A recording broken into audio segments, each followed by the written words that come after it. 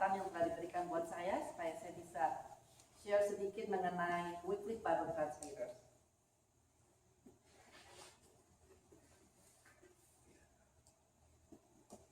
Setelah Tuhan menjadikan manusia itu hidup di dalam taman yang indah. Di dalam taman itu ada ular. Bisa kedengeran nggak kita? Kedengeran kan? Kedengeran. Suara yang besar.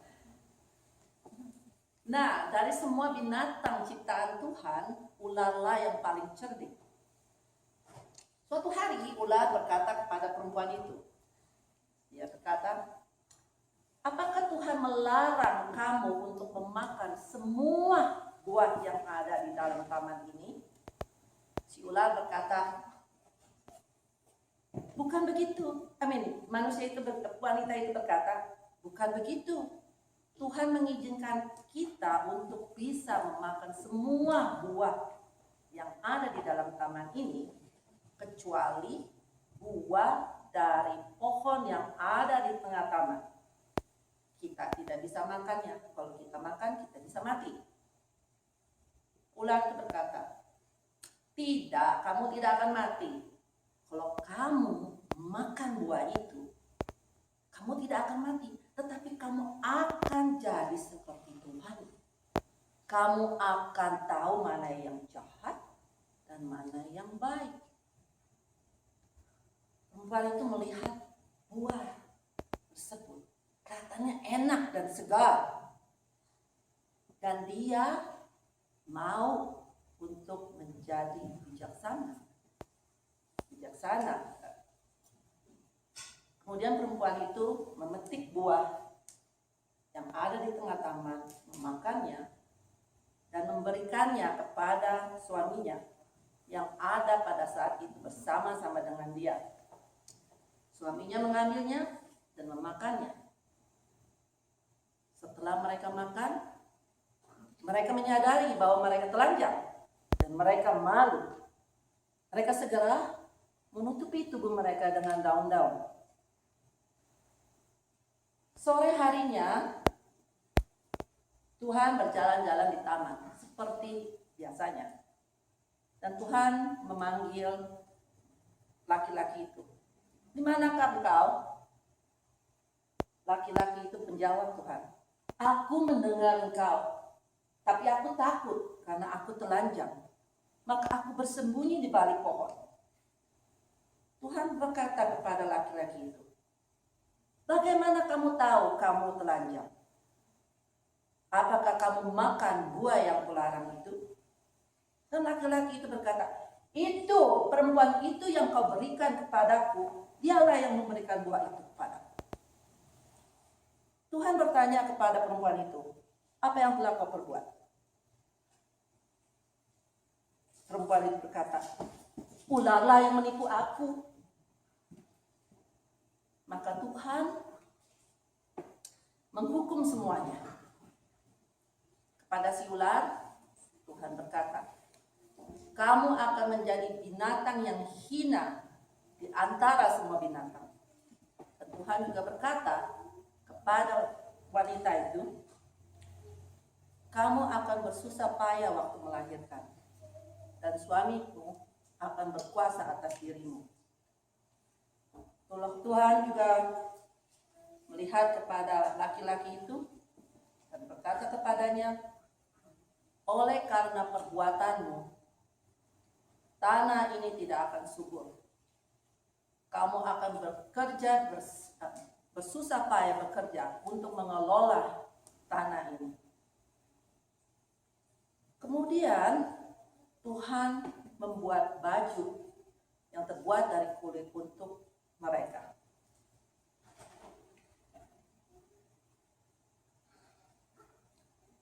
Kemudian Tuhan berkata,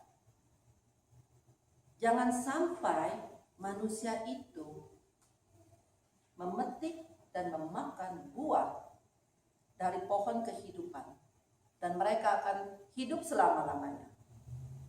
Oleh karena itu, Tuhan mengusir manusia dari taman yang indah itu. Tuhan menempatkan pesuruh-pesuruhnya dari surga untuk menjaga taman itu, supaya manusia tidak bisa datang kembali untuk memetik dari pohon kehidupan. Nah, setelah manusia dikeluarkan dari Taman Firdaus,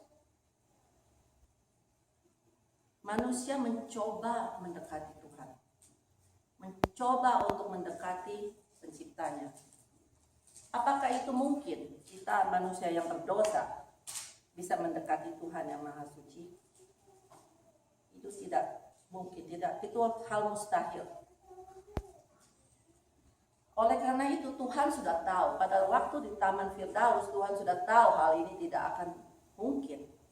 Tuhan berkata kepada si ular bahwa keturunan dari si ular akan menyantuk tumit dari wanita itu, tetapi keturunan dari wanita ini akan meremukkan kepala si ular. Dari situ kita tahu bahwa Tuhan sudah berjanji di dalam Taman Firdaus, Tuhan akan mengirimkan penyelamat, yaitu Tuhan Yesus Kristus. Mari kita berdoa. Lord, I just want to thank you for your salvation, and also thank you, God, that you call us and you choose us to be your children. I want to pray that you will help me to share a little bit about Wycliffe Bible Translators. And I just want to pray, oh God, that may this little story and testimony can encourage our brother and sister here in this room. In Jesus' name we pray. Amen. Itu adalah suatu short story yang saya akan saksikan sekarang. Ini adalah visi dari Wycliffe, sebuah dunia di mana kitab-kitab suci yang telah diterjemahkan dapat mengubah hidup semua bangsa. Semuanya ini dimulai pada tahun 1917.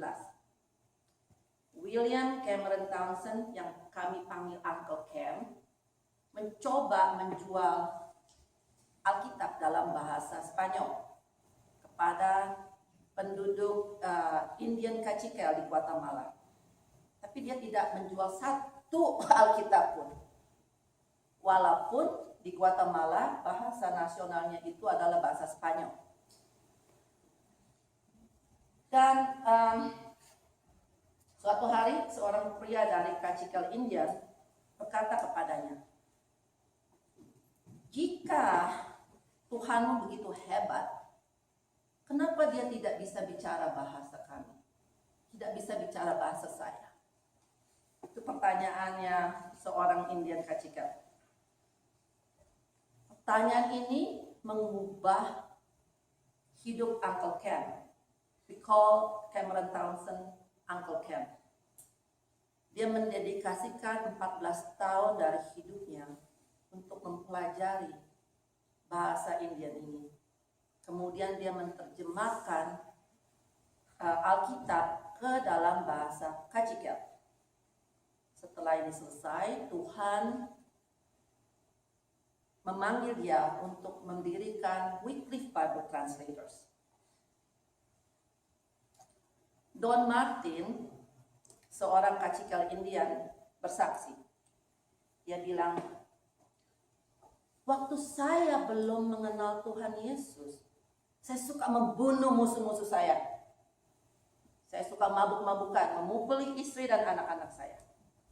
Tetapi setelah saya memiliki Tuhan Yesus dalam diri saya, dalam hati saya tidak takut lagi bahwa untuk musuh saya membunuh saya, karena saya tahu Tuhan akan melindungi saya. Uang yang saya dapat, saya berikan untuk keluarga, dan juga saya tidak memukuli istri dan anak-anak saya." Don Martin juga berkata, "Saya rindu supaya musuh-musuh saya itu mengenal Tuhan Yesus, supaya mereka bisa menerima dan mengalami kedamaian hati dan sukacita.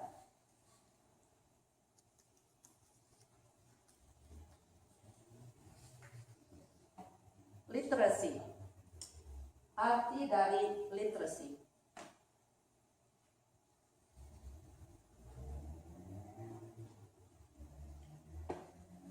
Bagi banyak komunitas, literasi itu keaksaraan, meningkatkan harga diri, melestarikan bahasa, dan memicu perkembangan. Selain menerjemahkan Alkitab, Wycliffe juga mengembangkan keaksaraan. Jadi tidak saja hanya menerjemahkan Alkitab, dia juga kita bekerja sama untuk mengajar orang-orang bisa membaca dan menulis. Next one. 2/3 dari di desa Apurimac, di desa Apurimac di Peru, Eastern Apurimac di Peru, hidup dalam kemiskinan. Mereka hidup di pegunung yang terjal, jadi susah untuk berladang di sana.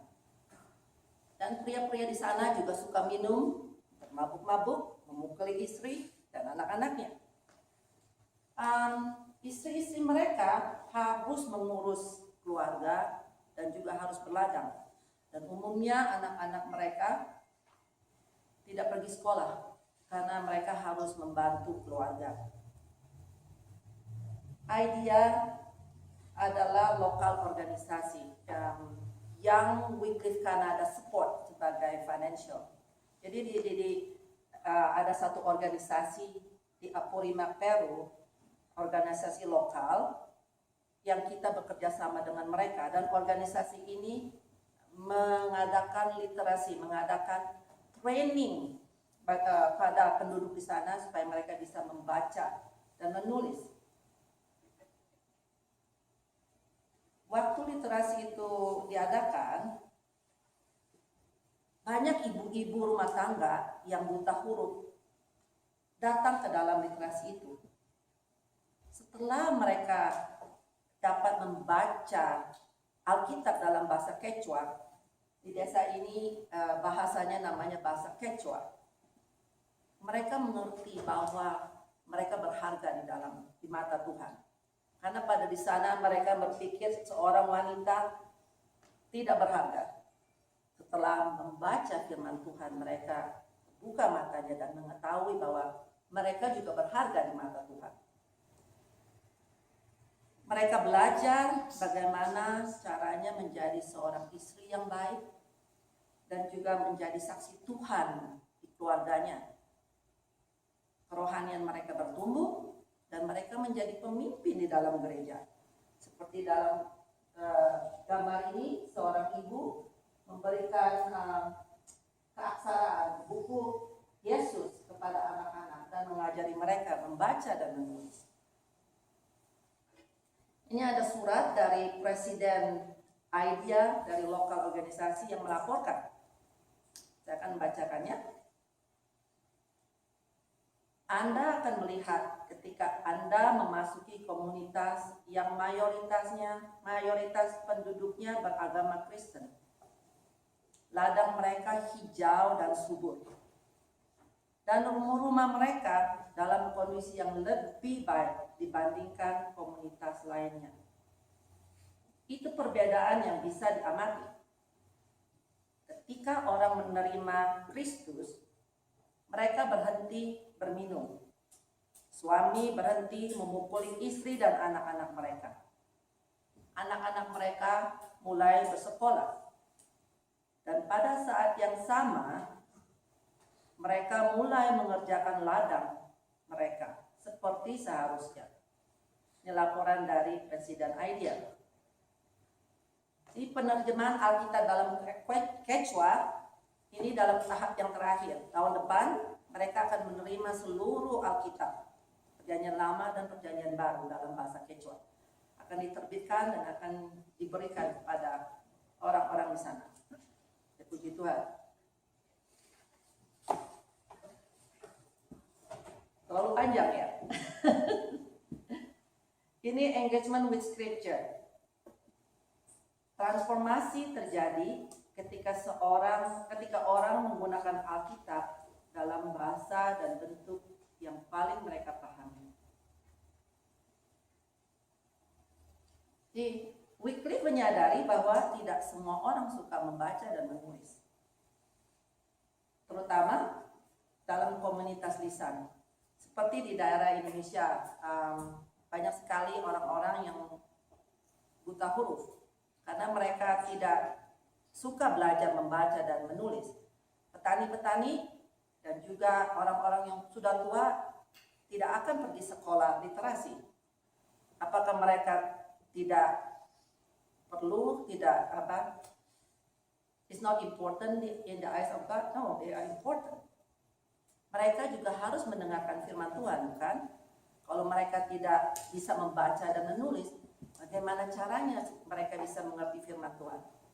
Nah, Wycliffe bekerja sama dengan organisasi lainnya untuk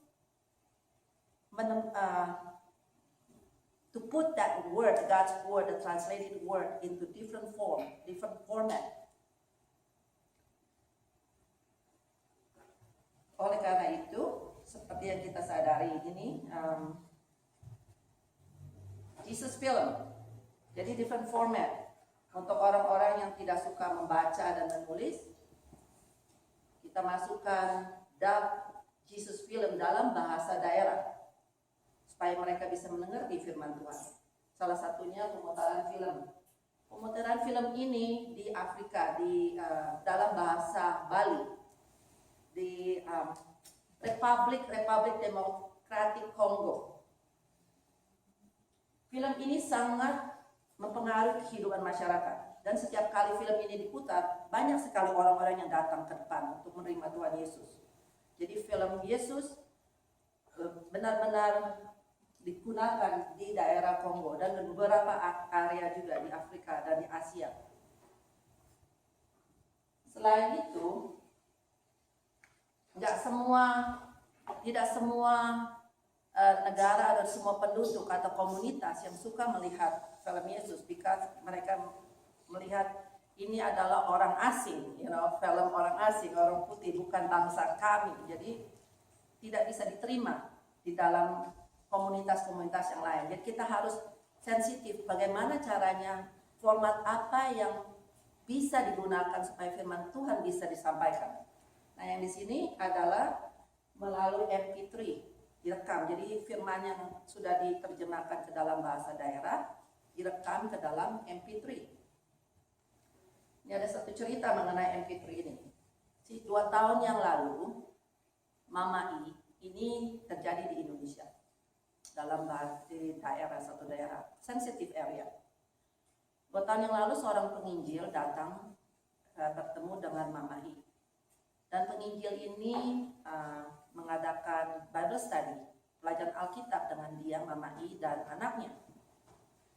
Tetapi Mama I tidak mengerti, tidak bisa berbahasa Indonesia, nggak begitu mengerti. Nah, penginjil ini menggunakan cerita-cerita firman Tuhan yang sudah diterjemahkan ke dalam bahasa Arden. Arden ini adalah nama samaran, karena ini ada very sensitive area. Dia menggunakan firman yang sudah ada dan belajar Alkitab dengan Mama I. Belum lama ini Mama I dibaptis. Dan Mama I senang sekali mendengar firman-firman Tuhan yang direkam, yang dimasukkan ke dalam MP3. Gini, dia selalu mendengarnya waktu dia bekerja, dan setelah baterainya habis, dia isi ulang lagi dan mendengarkannya lagi. Jadi Mama I itu, bagaimana ya, dia benar-benar haus akan firman Tuhan. Berkat dari firman Tuhan dalam bahasa Arden. The next picture.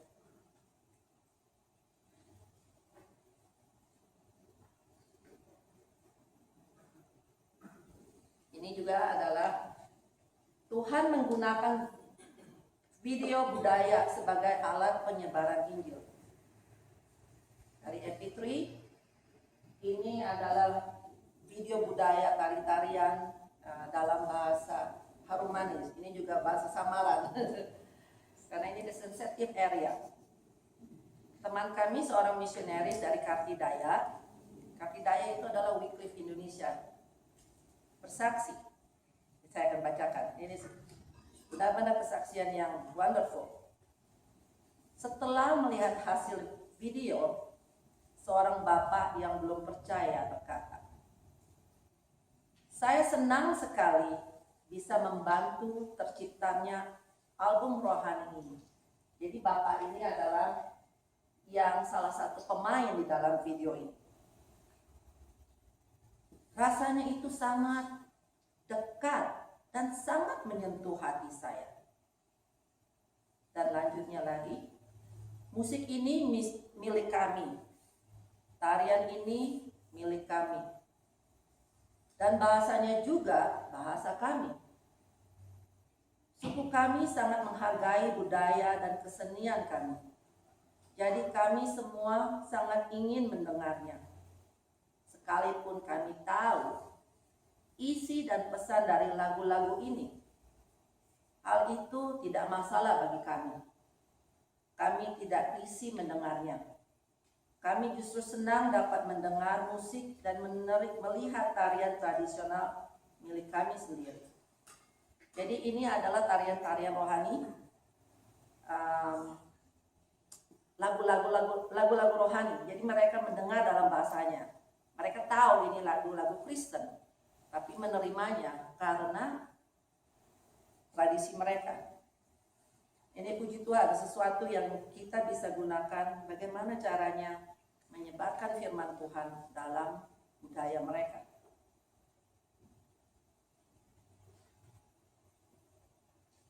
Ini adalah foto Ibu Deborah dari Papua.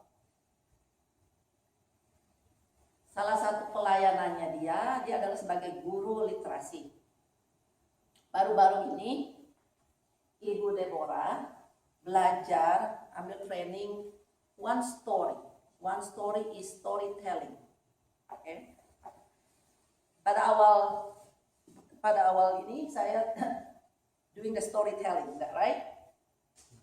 That is what Ibu Deborah learned. Belum lama ini dia mengambil kelas one story. Dia belajar bagaimana menyampaikan firman Tuhan dengan cara bercerita. Ini yang dia ambil kelas one story. Suatu hari Ibu Deborah pergi ke kebunnya dan ada wanita tetangganya datang ke kebun juga. Ibu Deborah berpikir, bagaimana caranya saya untuk share the gospel dengan tetangganya ini. Kemudian Deborah memutuskan untuk bercerita exactly yang saya ceritakan awal sebelum saya bicara mengenai Wycliffe ya. Dia menceritakan jatuhnya manusia ke dalam dosa dan jalan keselamatan. Jadi mereka duduk di tempat yang teduh sementara Ibu Deborah bercerita. Ketika Ibu Deborah selesai, wanita itu berkata, "Saya mau menyerahkan hidup saya kepada Tuhan." Lalu Deborah berdoa dengan ibu itu, dan ibu itu menerima Tuhan Yesus. Jadi kita juga bisa training kalau ibu dan bapak mau caranya sharing. Oh ya, Ibu Deborah waktu share menggunakan Papuan Malay. Bahasanya Papua Malay, bukan bahasa Indonesia. Kalau saudara dan saudari mau belajar bercerita seperti itu, saya kasih tahu linknya is one story. Dan bisa practice and then we can share the gospel like that. Bible apps. Siapa yang bisa mengira bahwa suatu hari kita akan mendengar dan membaca firman Tuhan melalui telepon? Saya nggak pernah berpikir, biasanya selalu kan membaca firman Tuhan dari Alkitab. Nowadays, jarang sekali orang membawa Alkitab ke gereja, selalu just app.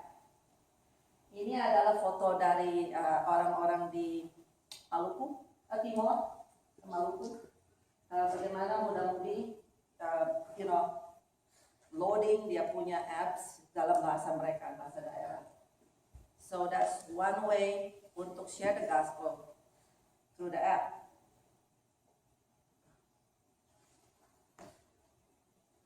Alright, tim akan memainkan satu video. It's a very interesting video.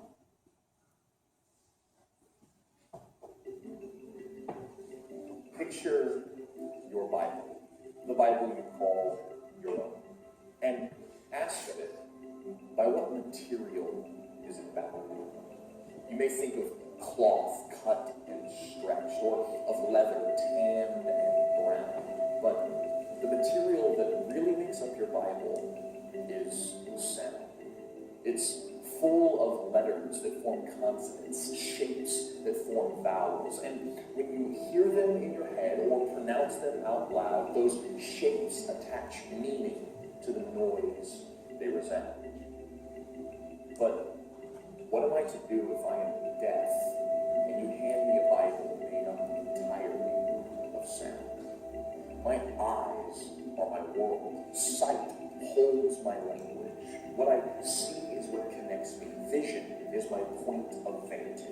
Scenes swirl around me. People's faces stick in my mind. The way they stand, the way they move. All these pictures are combined to provide me with meaning derived from what I'm shown.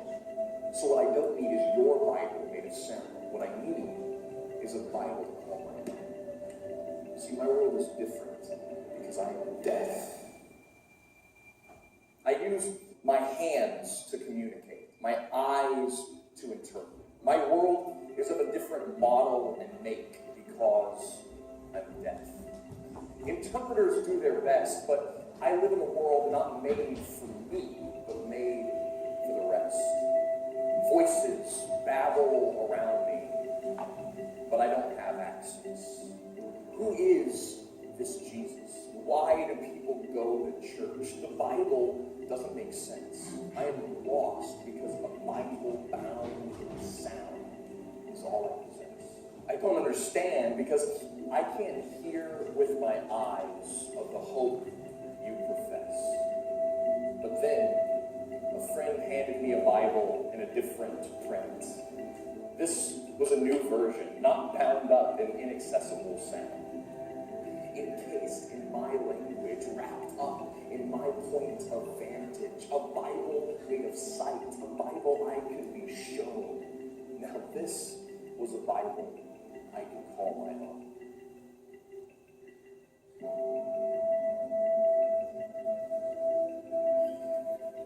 I devoured these scriptures, found Jesus to be my Savior, numbered myself as one of his children because the Bible was in my language. My world was changed and is even now changing. I am now new and his word is new daily. I live for Christ because his voice I have been shown. For I no longer have your Bible. I have a Bible to call my own.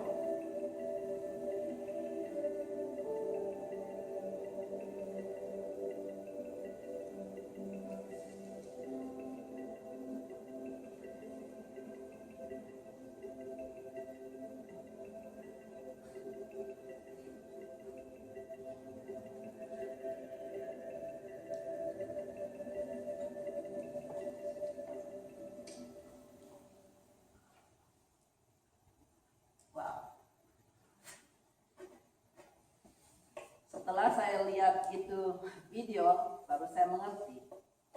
Karena kita tidak pernah mengerti, kita pikir orang yang tunarungu tidak bisa mendengar, tapi bisa mempunyai mata dan bisa membaca, bisa mengerti firman Tuhan.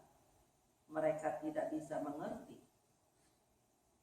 Karena huruf-huruf yang kita lihat itu sound. Mereka tidak bisa mendengar. Kalau saya membaca, siapa yang mengira bahwa suatu hari kita akan mendengar dan membaca firman Tuhan melalui telepon? It's sound to them. Kita berbicara itu sound. Waktu kita mulai belajar membaca, it sound, A, B, C, D.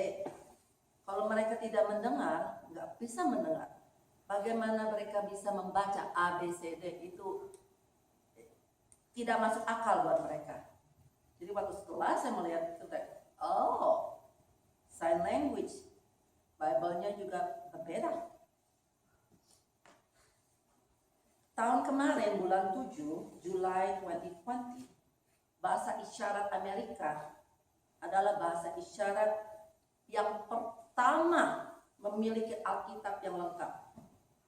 Jadi masih banyak sekali bahasa-bahasa isyarat yang perlu diterjemahkan. Menurut Deaf Bible Society, diperkirakan ada 70 juta tunarungu di seluruh dunia. Itu sekitar 2 kali populasi Kanada. Itu banyak ya. Dan saat ini diperkirakan ada lebih 385 bahasa isyarat yang berbeda-beda. Kita pikir bahasa isyarat Indonesia, Amerika, ya semua sama toh. Berbeda. Jadi dulu dari survei lebih dari 385 bahasa tunarungu. Ini adalah bahasa isyarat Amerika. Next. Wycliffe Kanada mendukung 2 proyek tunarungu di daerah sensitif di Asia. Jadi mungkin Wycliffe Amerika mungkin mendukung atau mengadakan bahasa isyarat tunarungu di daerah yang lain. Tetapi belum semuanya. Masih banyak proyek-proyek yang harus disupport sebagai bahasa sign language.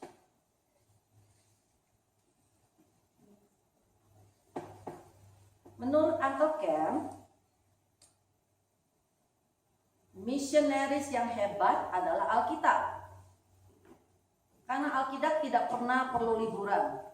Kalau penginjil saya akan pulang liburan. Alkitab nggak pernah toh. Alkitab ada bersama kita kapanpun kita mau. Dan dia juga tidak pernah dianggap sebagai orang asing. Penginjil mungkin orang asing, orang putih datang kemana untuk mengabarkan Injil. Tapi kalau Alkitab dalam bahasa mereka ada di rumah setiap kapan saja kita perlu firman Tuhan tinggal ambil. Itulah menurut Uncle Ken. Quote dari Uncle Ken, that's really great. Saya suka berpikir diri saya sebagai salah satu jigsaw puzzle dalam gambar keagungan Tuhan. Jika salah satu puzzle itu hilang, kita membuat puzzle, kalau salah satu hilang rasanya gambarnya kan nggak komplit ya, pasti missing, like oh yang mana itu. So Wahyu 7 ayat pasal 7, Wahyu pasal 7 ayat 9a berkata, setiap bangsa, suku, kaum, dan bahasa, mereka berdiri di hadapan tahta dan di hadapan anak domba itu. Apa yang terjadi jika salah satu suku tidak ada?